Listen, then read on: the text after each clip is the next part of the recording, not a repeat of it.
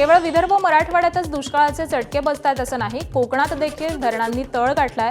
रायगडच्या अलिबाग तालुक्यामधील उमदे धरणाची पाणी पातळी तळाला गेली आहे। त्यामुळे धरण क्षेत्रामधील 47 गावं आणि 33 आदिवासी वाड्यांवरती भीषण पाणी टंचाईचं संकट ओढवलंय। उन्हाळ्याच्या शेवटच्या टप्प्यामध्ये गावकऱ्यांच्या घशाला कोरड पडल्यामुळे पाणी प्रश्न ऐरणीवर आलाय।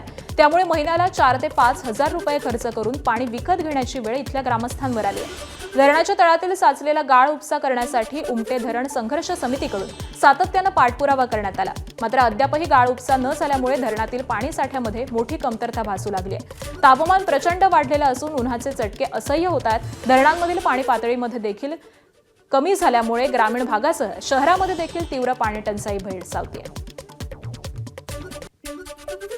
आमच्याकडे कित्येक वर्ष आज पाणी मिळत नाही आहे आणि आमच्यासारख्या आज 55 ते 60 वर्षाच्या माझ्यासारख्या तरुणांना आज ड्रम घेऊन दुसऱ्या अर्धा किलोमीटर 1 किलोमीटर आज पाणी आणायला जायला लागतं, कारण पाणीच नाही ना। जे प्यायचं पाणी महत्त्वाचं आहे तेच मिळत नाही आहे आणि ते आमचे सोर्स जो दुसरा आहे पाण्याचा तो दुसरा नाही, कारण आमचे उमटे डोंगरच डिपेंड सगळे आम्ही आहोत।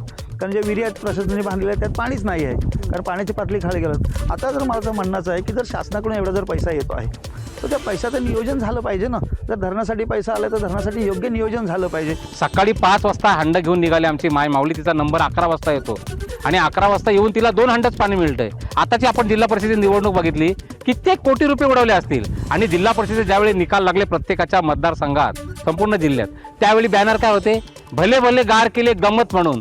अरे मग आता भले भले गार करूया ना सामाजिक काम म्हणून, धरणाचा गाळ काढूया सामाजिक काम म्हणून, नुसते भले भल्यांना गार करून उपयोग काय आहे। एबीपी माझा, उघडा डोळे बघा नीट।